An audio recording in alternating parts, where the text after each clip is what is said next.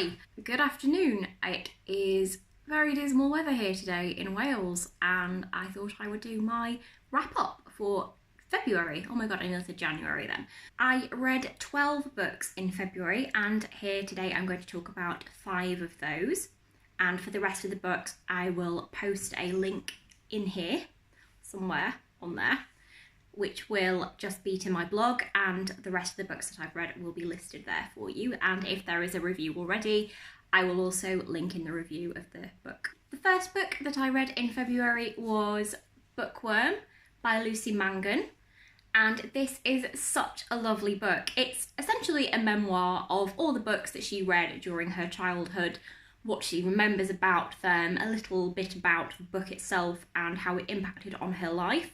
I gave this book 3.5 out of 5 stars, mostly because she's a bit older than me. A lot of the books that she was talking about were books that I didn't really know, I hadn't read them, so they didn't make much of an impact on me. But where she talked about books that I had read and loved, it was very nostalgic. It was a lovely little reading experience, so I gave that 3.5 out of 5 stars.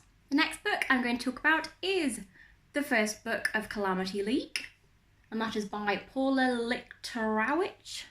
I know I'm saying that wrong, sorry. This book is yet another book in the little pile I have on cults. I'm obsessed with reading about cults. I just think it's fascinating, so this is yet another one.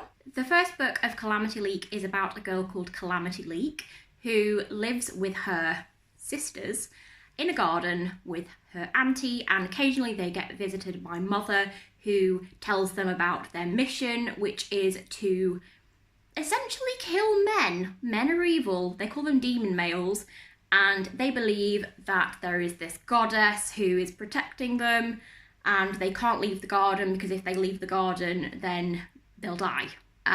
It's very, very weird. It's a really weird book, but when you get about 50, 60 pages in and you realise what's going on and that it is a cult and some of the rules of the cult, it's just brilliant. Calamity is really funny, even though normally in these types of books, the person that you're rooting for, the protagonist, is the person who is realising that they're in a cult and trying to get away and trying to free their sisters. Calamity is completely the opposite. She absolutely refuses to believe that her auntie is lying and actually goes out of her way to stop another sister from escaping. It's really bizarre, just the way that she's so entrenched in her beliefs, and even when the evidence completely shows that she's wrong and the auntie is evil and girls are getting hurt. Spoilers.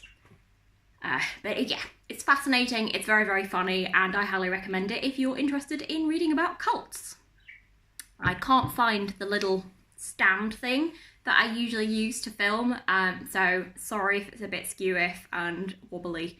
I'm doing my best. I don't know where it's gone. The next book I'm going to talk about is a thriller. It's called The Promise by Teresa Driscoll, and it's about 3 girls who went to a convent boarding school. It's set in Britain. They made a promise. There were 3 friends. They made a promise when they were, I think they were about 14, 15 years old. They now know that the convent that they used to go to school at is going to be demolished. Someone has bought the property that the convent's on. It's getting developed into a housing estate.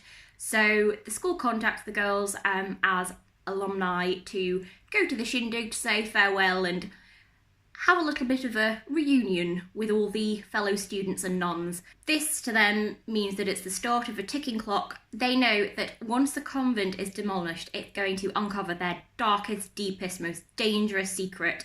Then they know they have to try and get in contact with the 3rd girl. 2 of the girls have stayed in contact, but the 3rd girl, 30 years later, has disappeared abroad, and they're trying to track her down. They hire a private investigator to try and find her before the convent is demolished and everything is uncovered. I gave that book 3 out of 5 stars because I mostly picked it up thinking that it was a character-driven thriller, and it wasn't. It was kind of half character-driven, half police procedural. I didn't like the bits with the private investigator. I felt that it made it seem quite formulaic.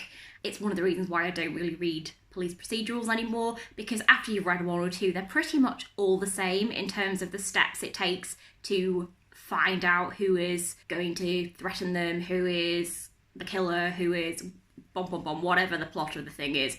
There's always a sequence of events that's followed, and it gets a bit boring if you've read a few. Speaking of boring, the next book I'm going to talk about is the only book I think I've ever given 1 star on Goodreads. It is The Nightwood by Dale Bailey. He's from Georgia, I think. He's from somewhere in the South in America. In this book, he writes about an American man who moves to England into this house, which is called Hollow House, which used to be owned by a Victorian English writer, and now it's in his family. He wants to do a biography on this writer.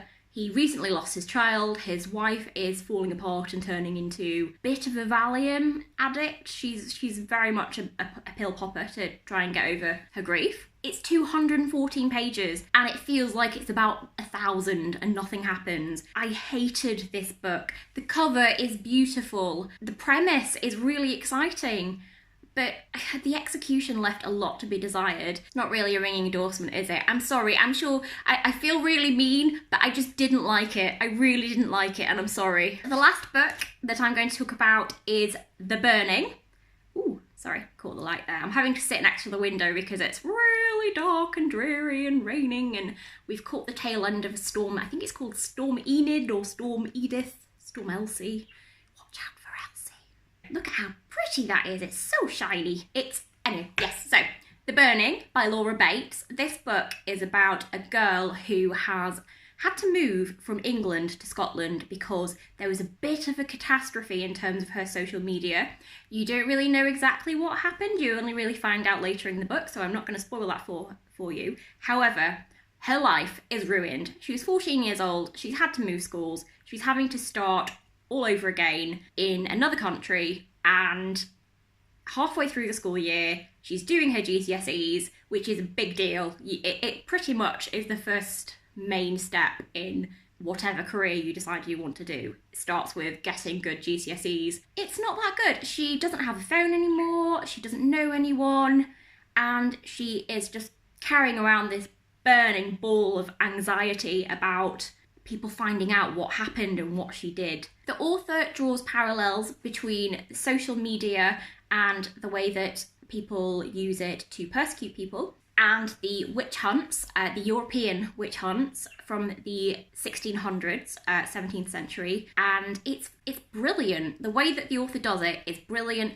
There is a slight, almost fantasy element to the book, where the main character Anna starts to believe she's having visions of something that happened to one of the villagers who possibly lived in her house in the 1600s, but you don't really know if they are visions or if it's just Anna projecting from her school history project, which she's learning about the witch hunts, what's happening to her and how she's feeling when her past catches up to her. I gave this book 5 stars. It's brilliant. I think that anyone who is in school right now, anyone who has a child who's in school right now and is getting to that teenage year, really should read this book, because I can vaguely remember what it was like going to school before social media, and I don't even know how I would deal with it right now. Anything that happens, anything that you do wrong, I mean, think about what you used to do at school, or if you're still at school, think about some of the things that you've done, the silly mistakes that you've made, and imagine if that got caught on